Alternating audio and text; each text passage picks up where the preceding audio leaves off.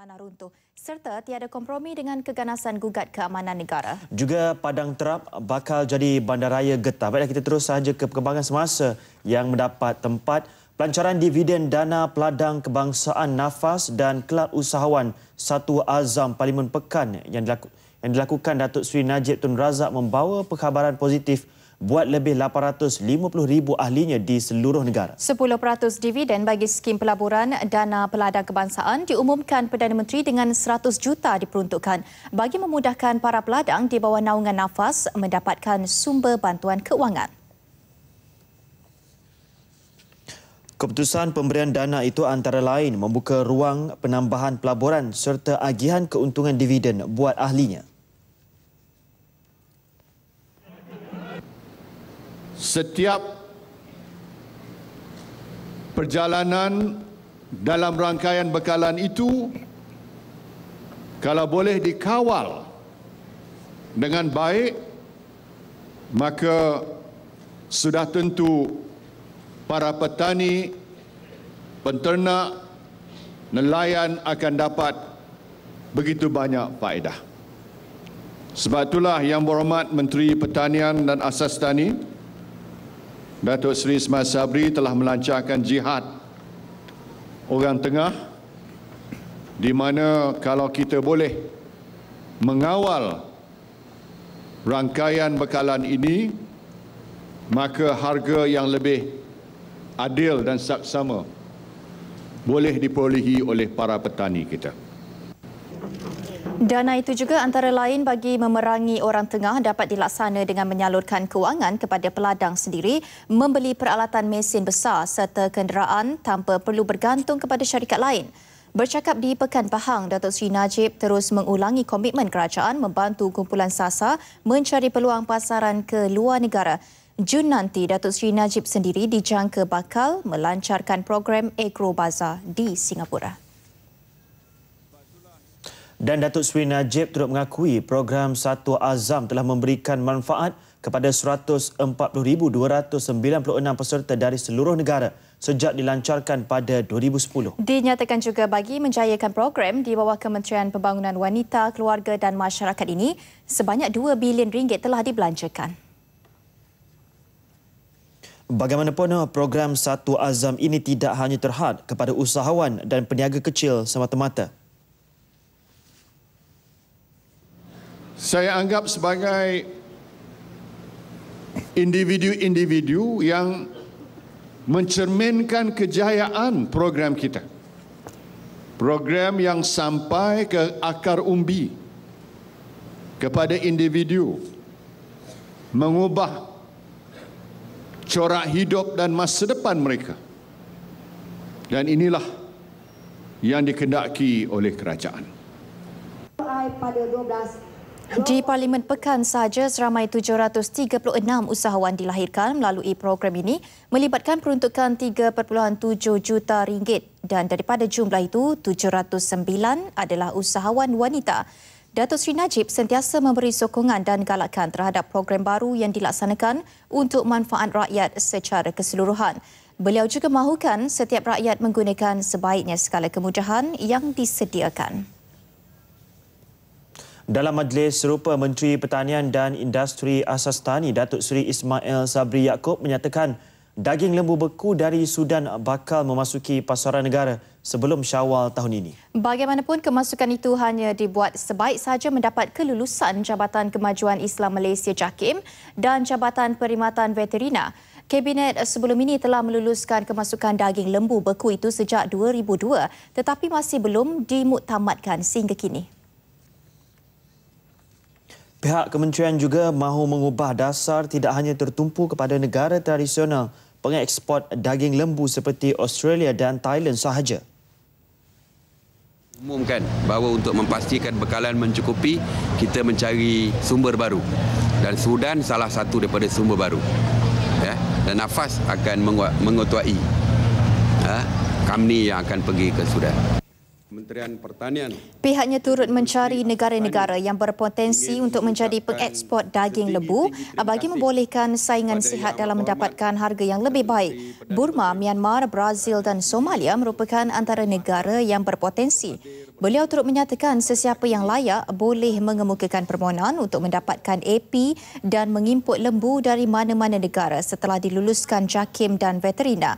Sudan merupakan pembekal daging terbesar di Afrika dengan mempunyai lebih 110 juta ternakan lembu dan kambing oleh sektor swasta.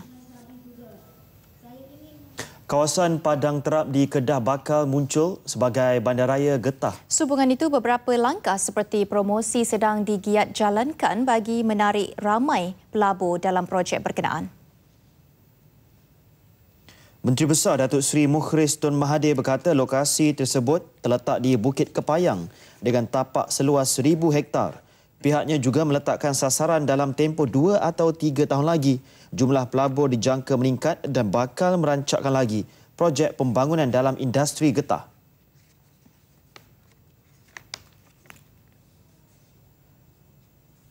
Luas, yang rata, yang dekat dengan populasi ataupun penduduk. Jadi kita rasa itu yang paling sesuai dan dalam perbincangan kami dengan pihak TradeWinds ini akan diusulkan oleh pihak mereka. Saya rasa bahawa kerajaan persekutuan juga akan membantu dalam pembinaan infrastruktur, contohnya jalan dan bekalan api dan air. Datuk Seri Mukhris juga berhasrat mendirikan pusat penyelidikan dan pembangunan yang berkait rapat dengan industri getah, sekaligus dapat menarik penglibatan syarikat-syarikat pengeluar getah yang mengguna pakai inovasi terbaru dalam institusi penyelidikan getah. Datuk Seri Mukhris sebelum itu merasmikan program Mesra Bersama Rakyat 2014 di Kampung Mani, Kuala Nerang, Kedah. Program Bersama Rakyat yang dijadualkan selama 2 hari mulai hari ini selain dapat merapatkan hubungan antara kerajaan negeri dan rakyat, juga bertujuan mengenal pasti masalah dan menyelesaikan masalah yang dihadapi rakyat. Kemahiran tenaga kerja masa kini perlu ditingkatkan dengan mempelajari kemahiran baharu bagi mengelak mereka ketinggalan zaman. Tegas Perdana Menteri ini melihat kepada hakikat yang ilmu pengetahuan dan kemahiran diperoleh suatu ketika dahulu sudah tidak relevan disebabkan perubahan pantas teknologi. Beliau menyatakannya ketika berucap merasmikan Kolej Komuniti Pekan yang menelan kos 12.3 juta ringgit. Kewujudan kolej seumpama ini sedikit sebanyak dapat membantu pelajar yang gagal melanjutkan pengajian di peringkat tinggi dengan memberi kemahiran untuk mereka mengisi pasaran kerja negara dalam sektor industri. Sistem pendidikan kita kena mengajar anak-anak kita untuk mengisi jenis-jenis pekerjaan yang hari ini belum wujud lagi. That is the big challenge. Macam mana kita nak menyediakan anak-anak kita boleh mengisi pekerjaan-pekerjaan yang belum lagi wujud hari ini. Pada majlis ini juga Datuk Seri Najib turut menyaksikan pertukaran memorandum persefahaman MOU antara Kolej Komuniti Pekan bersama 6 wakil dari industri automotif dan pelancongan. Syarikat dan institusi terlibat adalah Honda Malaysia, Highcom Automotive Manufacturer, BMW Authorised Dealer, Inggeris Auto, Berjaya Group, ASEAN Retail Chains and Franchise Federation serta Universiti Malaysia Pahang. Turut hadir Menteri Besar Pahang Datuk Seri Adnan Yaakob dan Menteri Pendidikan II Datuk Seri Idris Jusoh. Di Terengganu pula, sasaran bagi meningkatkan penglibatan golongan muda dalam kepimpinan dan kegiatan sukarelawan membolehkan program Satu Kampung Satu Pertubuhan Belia diwujudkan. Untuk tahun ini sahaja 700 persatuan belia berdaftar di bawah Majlis Belia Negeri diyakini mampu dicapai berdasarkan jumlah yang ada ketika ini telah mencatat lebih 600 persatuan. Pengerusi Jawatankuasa Belia, Sukan dan Sumber Manusia Negeri Rozi Mamat menjelaskan pertubuhan belia yang ditubuhkan itu juga akan menerima bantuan pentadbiran kepada persatuan belia melibatkan RM2,000 bagi persatuan peringkat cawangan, RM5,000 peringkat daerah manakala RM10,000 untuk persatuan di peringkat negeri. Walau bagaimanapun jumlah peruntukan dijangka bertambah bergantung kepada persatuan yang berdaftar. Kita mempunyai misi mahu melahirkan golongan belia yang berdaya saing, pengarah belia yang mantap, pengarah belia yang berani menghadapi cabaran. Bukan saja dalam negeri malah di peringkat luar negeri. Beliau sebelum itu menyempurnakan perasmian Festival Belia 1 Terengganu sempena sambutan Hari Belia peringkat negeri di Dataran Batu Buruk.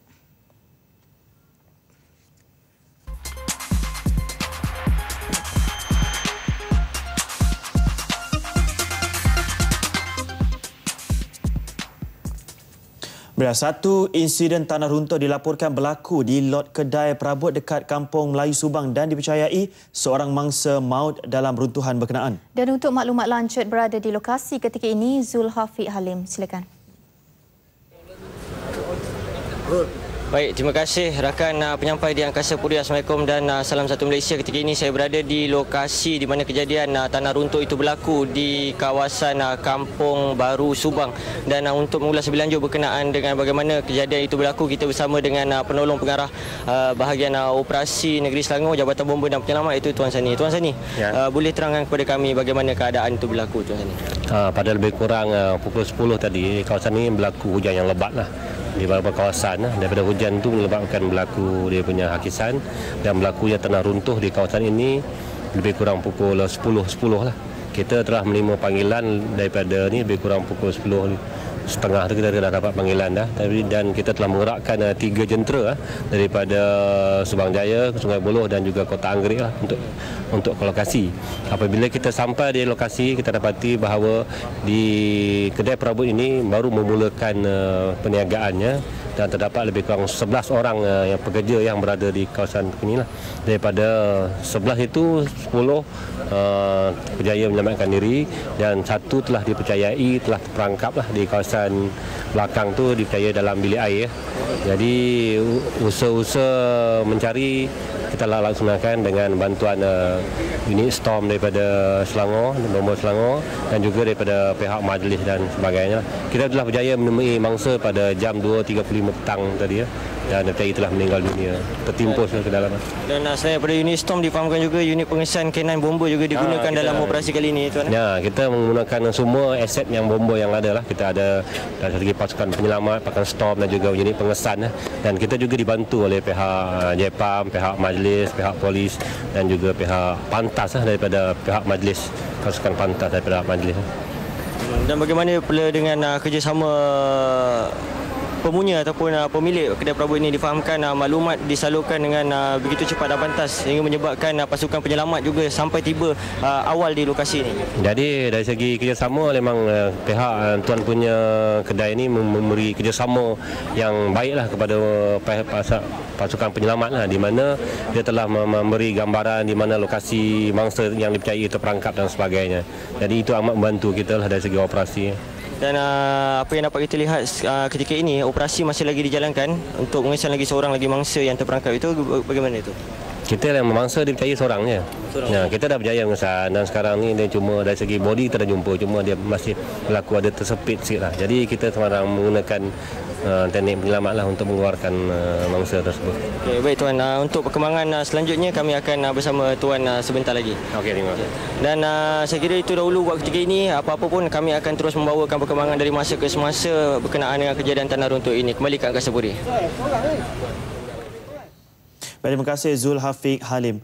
Dan seterusnya, diakui setiap hari pasti akan berlaku kemalangan jalan raya melibatkan angka yang semakin meningkat. Justru menerusi sistem panggilan kecemasan MERS 999, setiap hari ada sahaja kemalangan jalan raya direkodkan.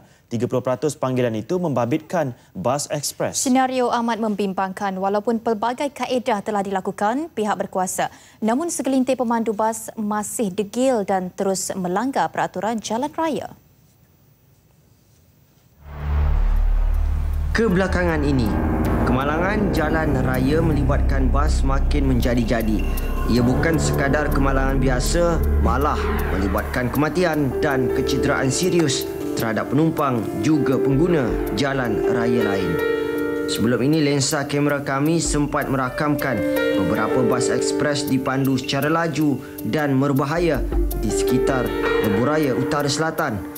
Memandu secara melulu, tidak memberi lampu isyarat ketika memotong dan berada di lorong kanan terlalu lama.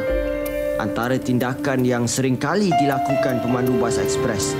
Selain dari itu, terdapat juga pemandu bas ekspres yang didapati berada di bawah pengaruh dadah dan tidak mempunyai pemandu kedua bagi perjalanan melebihi 200 km.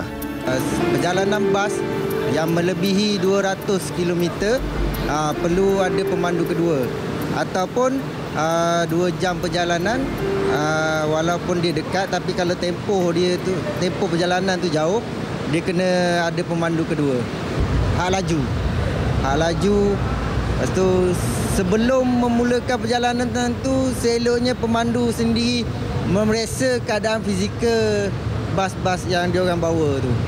Cermin depan takut ada retak ke, lampu signal, lampu depan, lampu belakang, tayar, brek yang paling penting. Setiap pengusaha bas ekspres dikehendaki menyediakan prosedur standard di mana setiap pemandu perlu memeriksa segala aspek teknikal bas sebelum memulakan perjalanan di samping pemilihan pemandu yang tepat. Untuk melihat lebih dekat cara pemanduan bas ekspres, kami memilih perkhidmatan bas ekspres Unity ke Tanah Tinggi Cameron melalui Jalan Tapah. Ikuti siri kedua bas ekspres esok.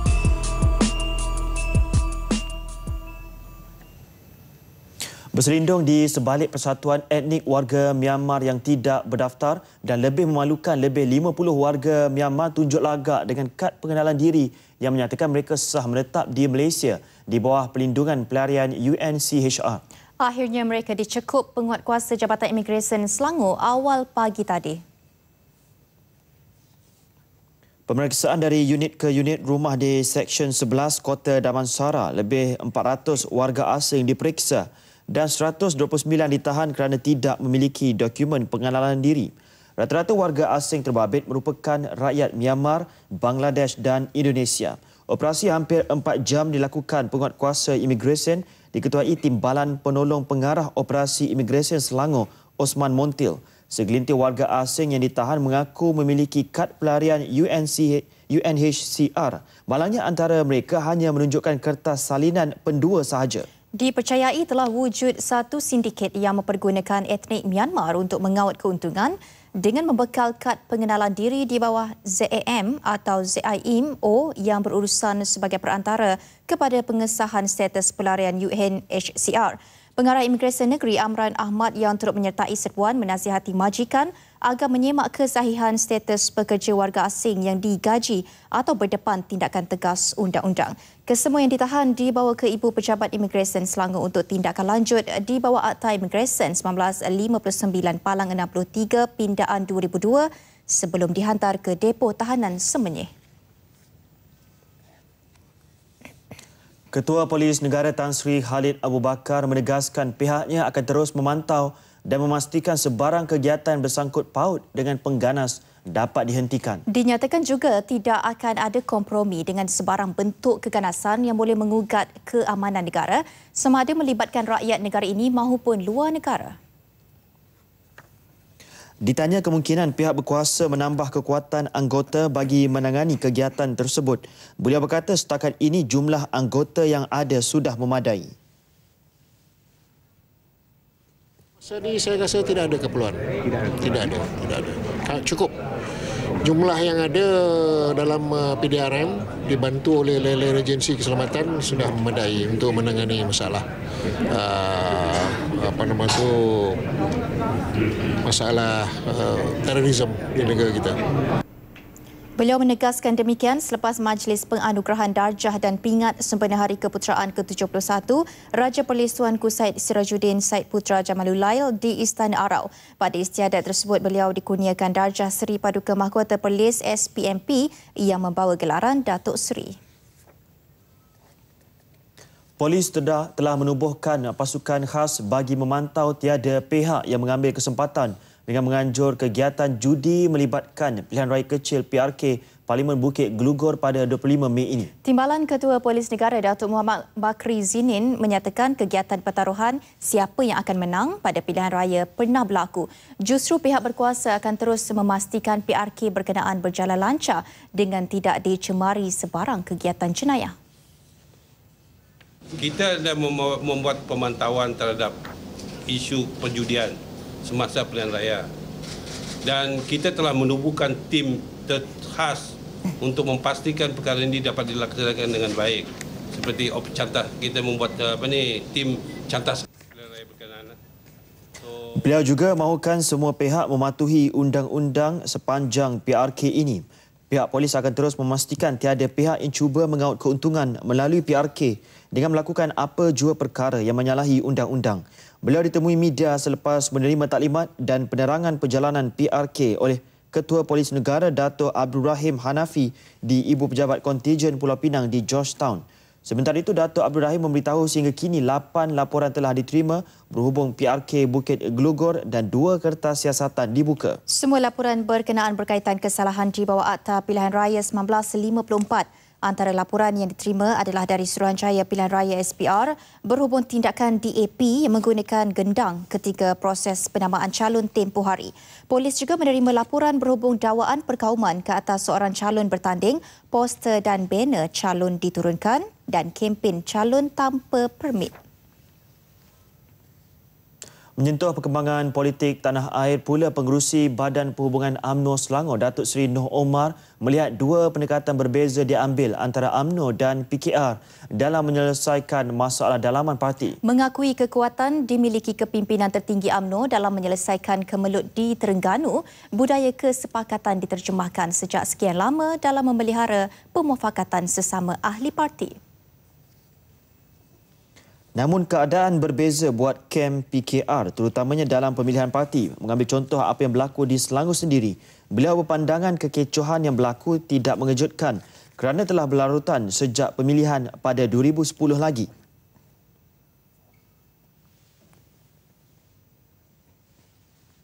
PKR ni kalau kita lihat memang ditubuhkan pun cara dia dilahirkan dalam suasana budaya demonstrasi jalanan. Kita mengamalkan rasa hanya nak menunjukkan kuasa. Jadi sudah tentu kita tidak akan boleh selesaikan masalah. Dasar kita ialah kita berduduk, kita berbincang, dengar masalah dan akhirnya pimpin kita membuat satu keputusan yang bijak. Beliau berkata demikian selepas diwawancara di Konti Radio Malaysia Selangor FM sempena sambutan Hari Guru 2014. Pemilihan PKR di Selangor berlangsung Ahad lalu menyaksikan 12 daripada 22 cabang parti itu terpaksa dibatalkan ekoran bantahan daripada ahli-ahli yang mendakwa prosesnya tidak telus dan wujud unsur-unsur penipuan. Di Pahang pula, barisan kepimpinan dan ahli UMNO di semua peringkat diingatkan tidak berada dalam zon selesa. Sebaliknya terus berusaha meyakinkan rakyat bahawa parti itu masih relevan dalam mentadbir negara ini. Malah pemimpin di peringkat cawangan dan bahagian perlu mengkaji dan menarik semula sokongan rakyat terutama di kawasan bandar. Menteri Besar Datuk Seri Adnan Yaakob melihat suasana politik berubah sejak tsunami politik pada pilihan raya umum ke-12, PRU12 dan PRU13 perlu menjadi ingatan semua pihak untuk melaksanakan tanggungjawab kepada rakyat dengan lebih berkesan. Selain isu-isu semasa yang timbul sejak kebelakangan ini turut memberi cabaran kepada kerajaan dalam menanganinya.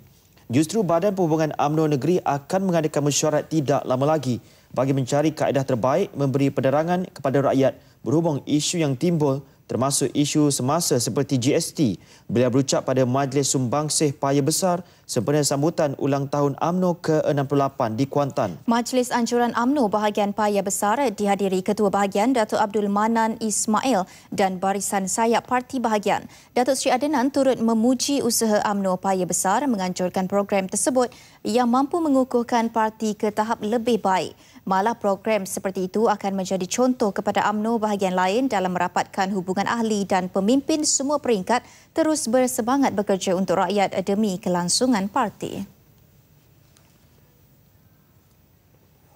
Pejabat Agama, Pentadbiran Mufti dan Pentadbiran Mahkamah di Terengganu kini digabungkan di bawah Majlis Agama Islam dan Adat Melayu Terengganu Maidam bertujuan memastikan semua gerak kerja dan penyampaian maklumat lebih efisien. Selain diharap mampu memberi khidmat terbaik untuk rakyat, fungsi Maidam sebagai institusi mengawal selia hal ehwal agama di negeri itu dapat diperkasa.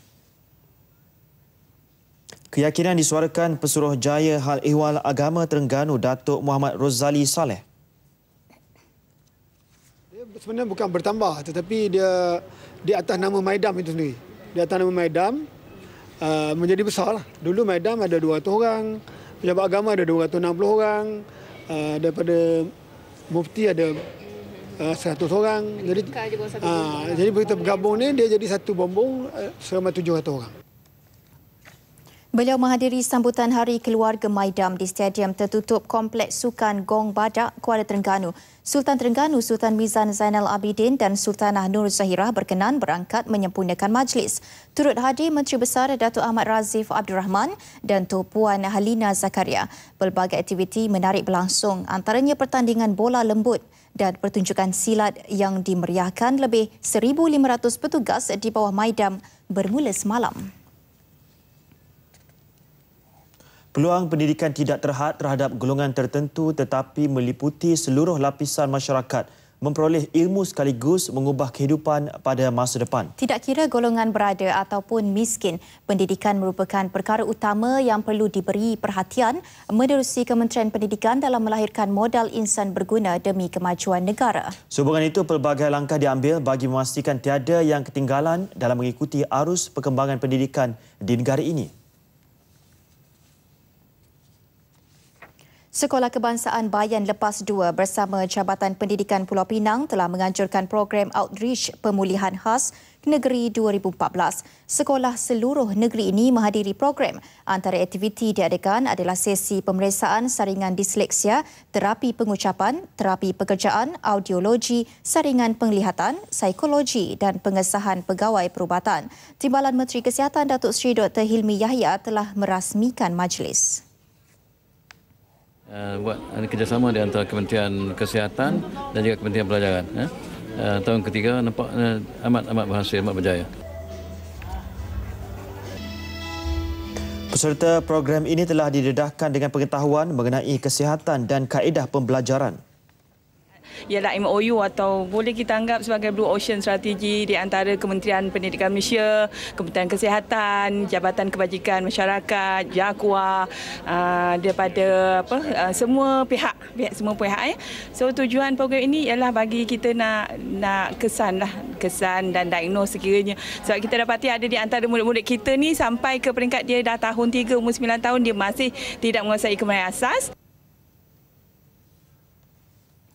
Sambutan meriah sempena Hari Guru diterjemahkan di seluruh negara semalam memberi idea buat pergerakan wanita UMNO Malaysia mengedarkan 65,000 kad khusus buat warga pendidik dari sekolah yang terpilih. Inisiatif berkenaan juga membolehkan kumpulan pendidik menyuarakan pandangan, cadangan serta idea-idea dalam menyelesaikan permasalahan yang dihadapi mereka.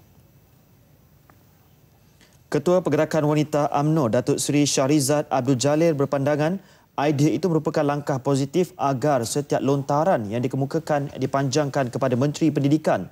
Bagaimanapun dijangkakan tempoh pengedaran dihadkan selama sebulan sahaja sebelum diserahkan semula kepada pihaknya untuk tindakan lanjut. Untuk mengadakan satu small program yang dinamakan Suara Hati Pendidik sempena Hari Guru, they can write a message kepada mana-mana pihak lah, terutama kepada kementerian, dan kita akan collate, kita akan ambil message tu dan kita akan buat satu analisis dan kita akan hantar kepada kementerian untuk perhatian mereka lah, direct kepada kementerian.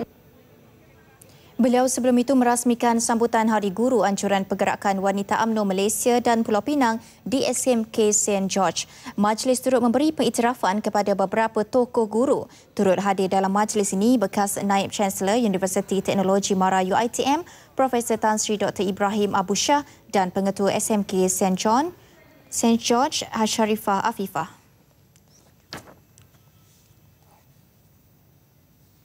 Aplikasi tempahan teksi melalui telefon secara dalam talian akan dibangunkan Kerajaan Johor di kawasan Iskandar, Malaysia bagi memudahkan masyarakat setempat dan pelancong membuat tempahan. Aplikasi itu dijangka siap Ogos depan dengan kos lebih RM130,000. Menurut Menteri Besar Datuk Muhammad Khalid Nordin, langkah diambil Perpadanan Pengangkutan Awam Iskandar Malaysia PAIM itu bukti komitmen kerajaan negeri meningkatkan perkhidmatan teksi. Dia boleh tempat melalui app ni, taksi. Taksi yang menjawab dan sebagainya, dan daripada situ boleh trace the route. Boleh tengok the route dan sebagainya. Itu selain daripada infrastruktur moden dan sebagainya. Beliau melancarkan 27 teksi model Proton Persona milik Koperasi Pemandu-Pemandu Teksi Bandaraya di Johor Bahru. Dalam pada itu, Datuk Khalid turut menggalakkan para pemandu teksi di Johor supaya menyertai kursus bahasa antarabangsa bagi memudahkan komunikasi mereka dengan pelancong asing yang sering mengunjungi wilayah pembangunan Iskandar. Dan saudara, teruskan bersama kami untuk mengikuti perkembangan setempat di kawasan anda. Juga lintas langsung negeri-negeri pilihan semuanya seketika nanti.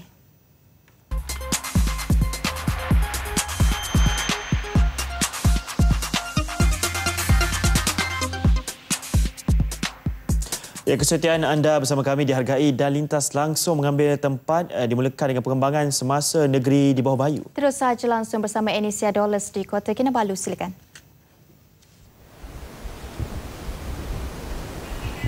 Terima kasih Hakim dan Farhatul di Angkasa Puri. Assalamualaikum dan salam satu Malaysia. Kebajikan golongan belia terus diberi perhatian dengan mewujudkan pelbagai perkhidmatan termasuk menyediakan ruang, peluang dan persekitaran yang kondusif. Itu jaminan Ketua Menteri Datuk Seri Panglima Musa Haji Aman ketika merasmikan Hari Belia 2014 peringkat negeri yang berlangsung di Kompleks Sukan Ranau. Katanya golongan belia yang mewakili 41% penduduk negeri ini tidak akan diabai dan akan terus mendapat pembelaan sewajarnya daripada kerajaan. Seperti Kementerian Pertanian, kita ada pembangunan agroproduk, iaitu kita mau belia kita menjadi usahawan tani yang berjaya.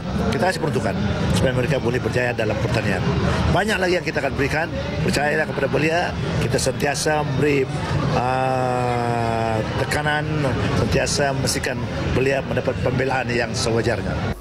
Datuk Musa berkata tema Hari Belia iaitu dari belia untuk belia perlu dihayati golongan belia kerana ia bukan sahaja melambangkan perpaduan dalam kalangan mereka, malah setiap usaha yang dipikul dan dilaksanakan belia akan menyumbang terhadap pembangunan negeri dan negara.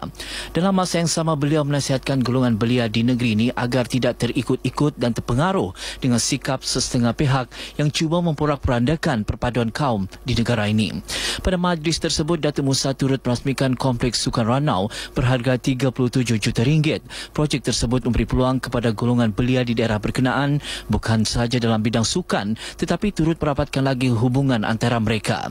Sempena majlis berkenaan, Datuk Musa turut menyampaikan anugerah belia peringkat negeri Sabah 2013-2014. Lebih 3,000 belia dari seluruh negeri menghadiri majlis yang turut diserikan dengan pelbagai program.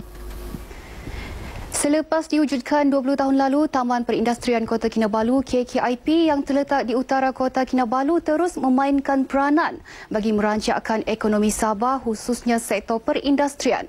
Bersama wartawan Juliana Bangot dan juru kamera Arnold Antang melihat perkembangan KKIP sebagai sebuah kawasan perindustrian terbesar di Sabah.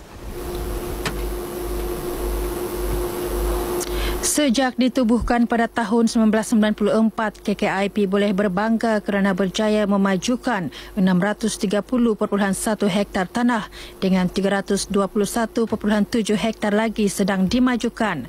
Selebihnya 411.6 hektar direzab untuk pembangunan masa depan. Kawasan KKIP ialah 8,320 ekar yang diluluskan oleh Kabinet Negeri Sabah. Setakat ini, seluas 4,005 ekar telah diberi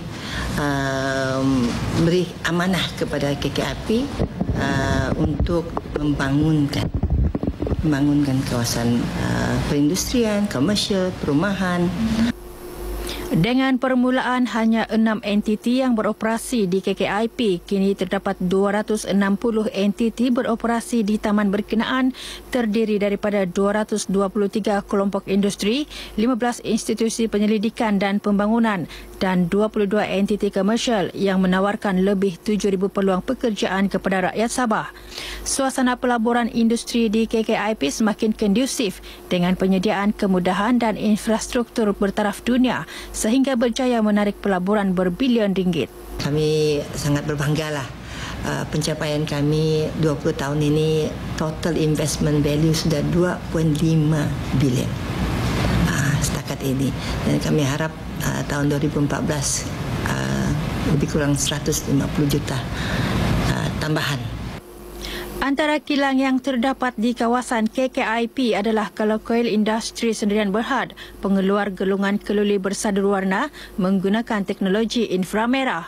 Pengurus komersilnya Peter Wong turut mengakui KKIP sebuah kawasan industri yang kondusif sehingga membolehkan syarikat berkenaan meluaskan pasarannya kepada 41 syarikat sebagai pelanggan tetap.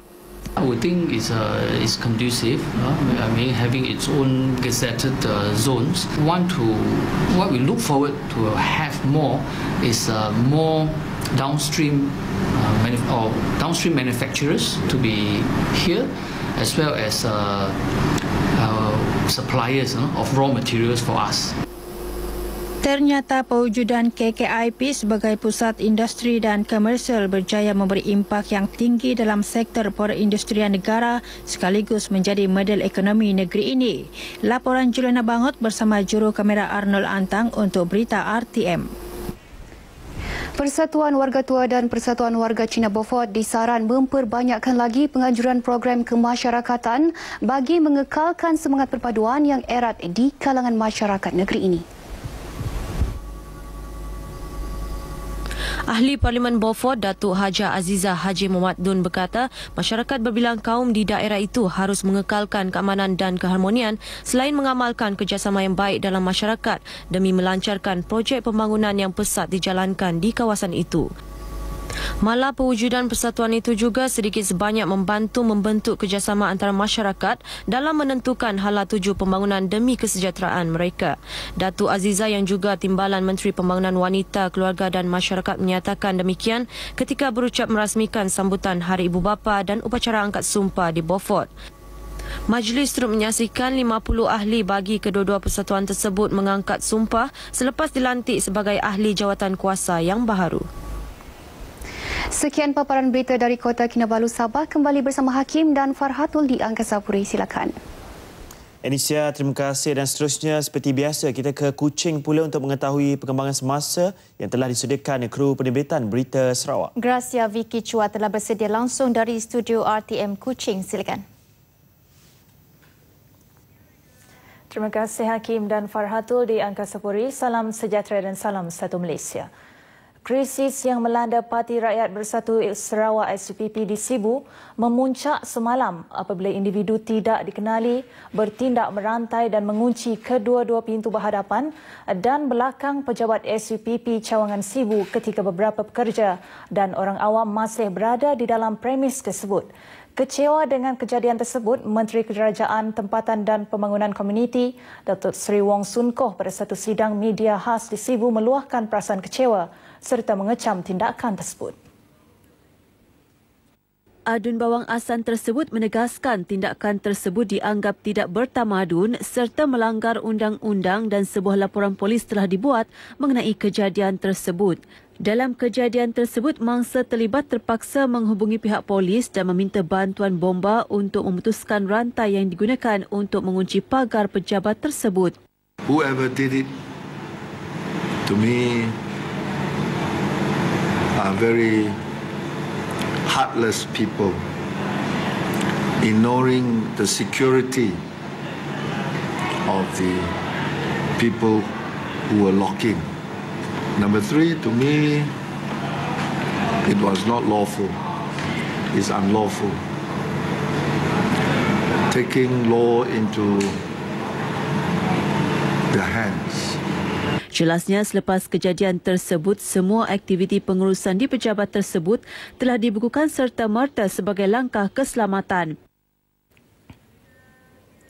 Kementerian Pelancongan Sarawak akan merangka satu produk pelancongan baru dikenali sebagai Wilderness Retreat untuk memperhebatkan lagi industri pelancongan di Sri Aman.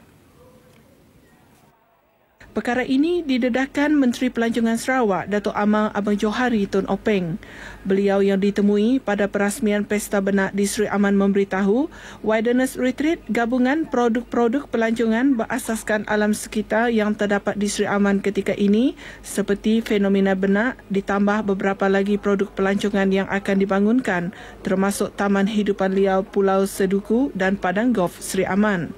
Malah, kawasan batang air yang telah lama menjadi tumpuan aktiviti pelancongan alam semula jadi dan pengembaraan akan menjadikan Wilderness Retreat satu produk yang unik dan menarik bagi bahagian Sri Aman. Wilderness Retreat adalah antara pakej yang saya ingat yang pertama mungkin di Malaysia sebab keadaannya berlainan dengan wildlife sanctuary di Crocodile Base, fenomena sains iaitu benak. Lepas itu kita ada landscape, nature landscape. So dengan Gunung Ganang on the way, maknanya ini adalah satu tarikan yang berlainan, lain daripada yang lain. Selain berusaha meneroka produk pelancongan baharu, kemudahan pelancongan di bahagian Sri Aman juga terus diberi perhatian. Datuk Amang Abang Johari memberitahu RM5 juta telah diluluskan bagi pembesaran Taman Tebingan Batang Lupa, sementara RM4 juta disalurkan untuk naik taraf kemudahan pelancongan di batang air. Terdahulu, Pesta Benak 2014 telah dirasmikan Timbalan Ketua Menteri Sarawak Tan Sri Afri Cabu yang mewakili Ketua Menteri Sarawak Tan Sri Datuk Amang Adnan Satem. Beliau dalam ucapannya turut mencadangkan untuk diperkenalkan aktiviti sukan lasak seperti jogatan dan safari rakit dari Pekan Betong ke Bandar Sri Aman sebagai tambahan kepada produk pelancongan sedia ada pada masa sama sebagai medium mengekal hubungan baik antara masyarakat Sri Aman dan Betong. Sekian sombongan berita dari Sarawak pada petang ini. Berita seterusnya kita kembali ke Angkasa Puri bersama Hakim dan Farhatul. Terima kasih Gracia dan seterusnya kita ke Perlis pula. Antara laporan dari Sana Kejaya sebagai pelukis mampu beri pulangan lumayan. Laporannya bersama rakan penyampai Nur Aziah Ahmad. Silakan. Terima kasih rakan penyampai di Angkasa Puri. Kita teruskan berita wilayah dari Perlis. Karya yang memenuhi kehendak pelbagai sektor termasuk individu perseorangan mampu menjanjikan pulangan lumayan. Sehubungan itu, kerjaya sebagai pelukis perlu dilakukan secara serius dan profesional. Raja Muda Perlis Tuanku Said Fazzuddin Putra Jamalullah bertitah pembaharuan baik dari segi teknik, material atau medium hendaklah diberi perhatian di samping tumpuan dan ketekunan dalam menghasilkan karya asli. Nama-nama besar dalam bidang seni lukis seperti Allahyarham Datuk Syed Ahmad Jamal yang digelar Bapa Seni Lukis Melayu Moden, Latif Muhyiddin dan banyak lagi seharusnya dijadikan teladan. Baginda bertitah demikian semasa merasmikan Galeri Seni Lukis Negeri di Perpustakaan Awam Cawangan Simpang 4 sempena sambutan ulang tahun ke-71 Keputeraan Raja Perlis Tuanku Syed Sirajuddin Putra Jamalullah. Turut berangkat Raja Puan Muda Perlis Tuanku Hajah Lailatul Syahrin Akasha Khalil. Hadir sama Menteri Besar Datuk Seri Azlan Man dan Ketua Pengarah Perpustakaan Negara Datuk Raslin Abu Bakar. Tuanku Said Fazzuddin juga mahu usaha lebih serius dilakukan bagi merangsang minat anak muda melibatkan diri secara serius dalam bidang seni lukis. Baginda turut mengharapkan Galeri Seni Lukis menjadi produk pelancongan Perlis dan orang ramai serta atlet Sukan Malaysia ke-17 yang berlangsung 24 Mei hingga 4 Jun ini mengambil kesempatan mengunjunginya. Pelbagai jenis buah mempelam boleh dihasilkan dengan sepohon pokok. Keunikannya hanya diperoleh di negeri ini sahaja. Menerusi teknik diperkenalkan Jabatan Pertanian Perlis bagi memenuhi permintaan tinggi terhadap mempelam harum manis. Penolong Pegawai Pertanian Negeri Ahmad Fuad Mat Kasim menyatakan pihaknya telah menggunakan cara cantuman sejak 2007. Menerusi teknik ini, sepohon pokok mempelam boleh mengeluarkan pelbagai jenis buah hasil teknik cantuman dewasa. Peminat-peminat yang mempunyai kurang kawasan, jadi bolehlah tanam harum manis dengan cara teknik macam inilah. Dan kita juga boleh buat dalam satu pokok ni 2 atau 3 jenis pokok dalam satu pokok lah. Dari mula kita buat cantuman, proses hidup dia yang pertama selepas sebulan kita cantum, dia akan mengeluarkan tunas pucuk baru dan kita akan asuh lah hingga dia dapat hidup dengan baik pada pokok tumpang dia. Kemudian selepas tahun, maksud saya selepas 2 tahun lah, dia akan mengeluarkan hasil dengan pengurusan yang baik. Beliau mengakui tunas yang terbaik daripada pokok mempelam ini dicantum pada batang pokok mempelam lain dengan menggunakan dua cara sama ada cantuman baji atau poket di batang. Dengan menggunakan cara ini, masa bagi mempelam ini berbuah dapat dijimatkan kepada 2 tahun sahaja berbanding 4 tahun tempoh yang diambil sekiranya ditanam daripada anak pokok. Kebiasaannya pokok yang tidak aktif menghasilkan buah akan ditebang, namun menerusi kaedah tersebut, pokok berkenaan masih boleh membuahkan hasil. Hala tuju strategik menerusi perancangan akademik dengan matlamat memberi pendidikan yang menawarkan kos pengajian rendah antara keistimewaan Kolej Universiti Islam Perlis KUIPS. Institusi pengajian yang merupakan milik penuh Majlis Agama Islam dan Adat Istiadat Melayu Perlis MAIPS dibangunkan dengan konsep penjanaan pembangunan dan sumber daya di bawah program wakaf pendidikan. Rektor KUIPS Dr. Muhammad Mizan Muhammad Aslam turut menjelaskan pihaknya juga menjalankan perkongsian bijak antara IPT yang sedia ada di negeri ini bagi membolehkan para pelajar mengguna pakai kemudahan di UiTM Arau, UNIMAP dan juga Politeknik. Setakat ini, 9 kursus ditawarkan kepada para pelajar, juga pengajian secara percuma khusus kepada pelajar yang mengikuti kursus asasi.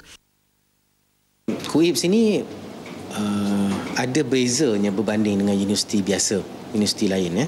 Salah satunya penubuhan KUIPS ini adalah berlandaskan konsep PWP, iaitu program wakaf pendidikan, yang mana kita menggembling masyarakat di Malaysia ini termasuk antarabangsa untuk sama-sama memberikan wakaf tunai dan juga wakaf pendidikan, sama ada daripada segi biasiswanya ataupun bangunan dan sebagainya untuk membangunkan ummah.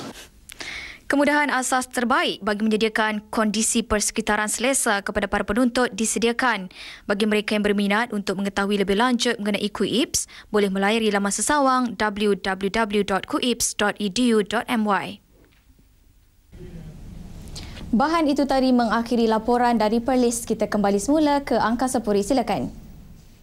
Terima kasih Azizah dari Perlis. Dan laporan seterusnya, istiadat ulangan penghulu-penghulu luwak menghadap Yang di-Pertuan Besar Negeri Sembilan, Tuanku Muhriz Ibni Almarhum Tuanku Munawir bakal berlangsung esok di Istana Seri Menanti. Sebelum istiadat berlangsung, hari ini diadakan istiadat bersiram iaitu baginda Tuanku Muhriz dan Tunku Ampuan Besar Tuanku Aisyah Rohani Tengku Besar Mahmud diarak atas tahta rencana dan secara simboliknya mencelup tangan ke dalam cepu bedak limau. Ya, bersama wartawan Malar Vili Megadanda di Kuala Pilah untuk perkembangan lanjut. Silakan Malar.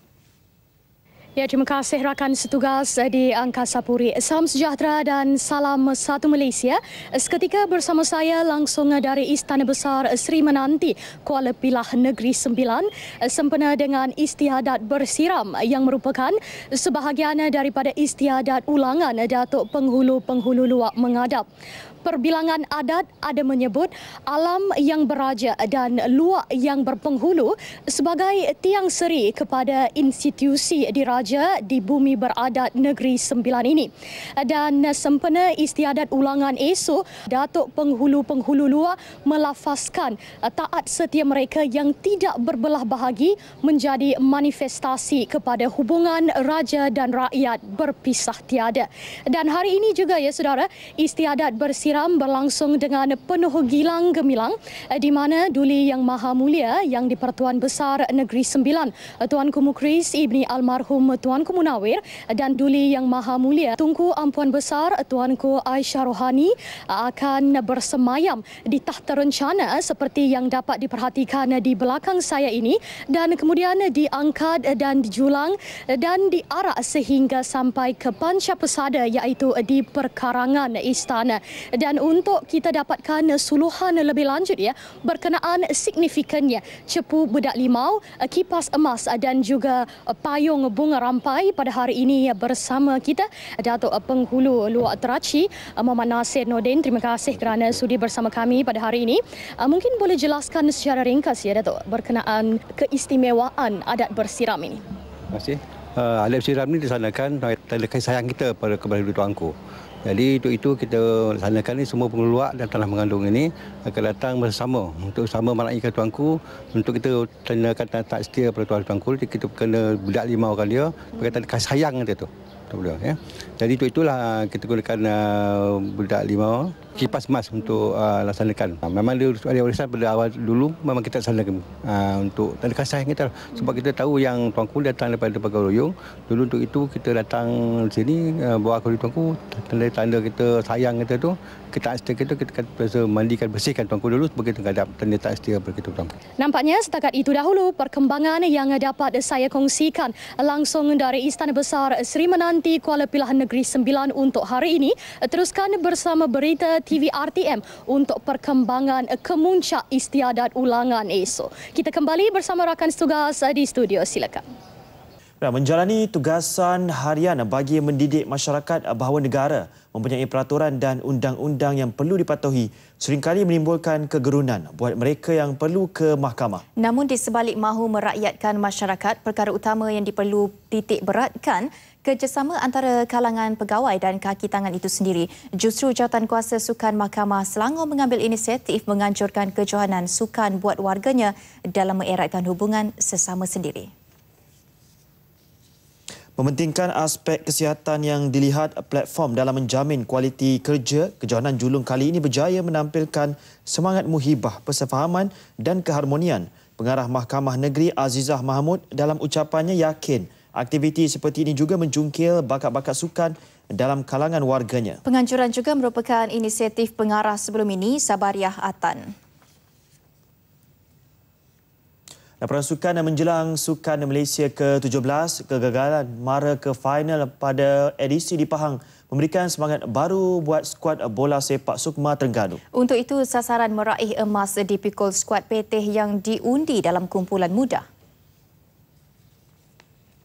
Laluan Terengganu ke peringkat suku akhir cukup mudah pada saingan Sukma kali ini apabila hanya perlu beraksi 2 kali di peringkat kumpulan.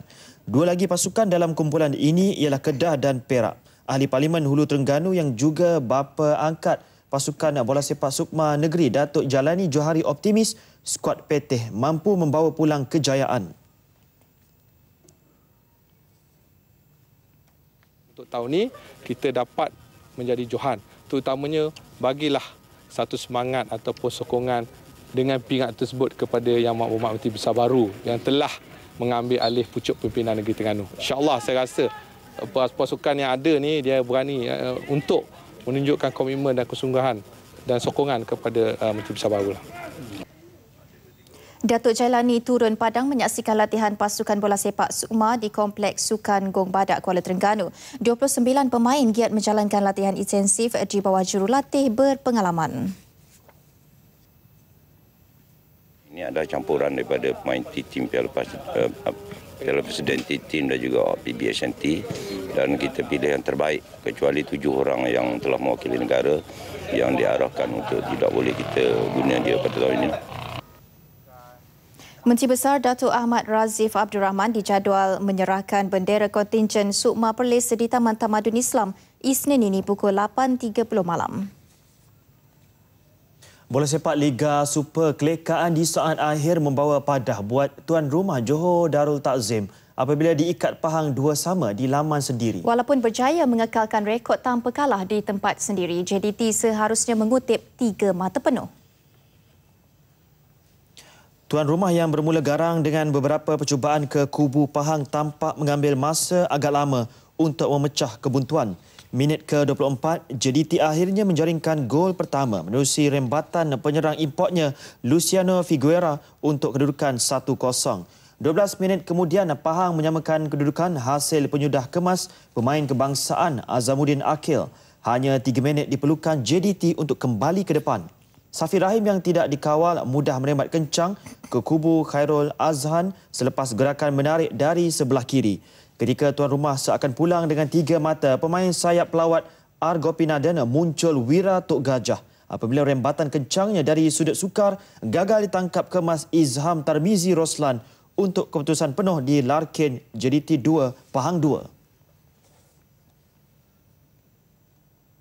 Bila setakat ini saja perkembangan berita wilayah. Saudara, perlumbaan ekstrim Red Bull Air Race yang julung kali diadakan di Malaysia sememangnya sesuatu yang mengujakan dan aksi aerobatik yang dipamer juruterbang di ruang udara Putrajaya. Perlumbaan yang berlangsung di Tasik Putrajaya juga merupakan perlumbaan ekstrim udara julung kali diadakan di Malaysia dengan Putrajaya menjadi venue sehingga 2019 apabila diberi kepercayaan menjadi tuan rumah untuk tempoh 5 tahun. Dan visual itu menutup perkembangan berita wilayah. Dengan itu, berita wilayah telus kepada anda.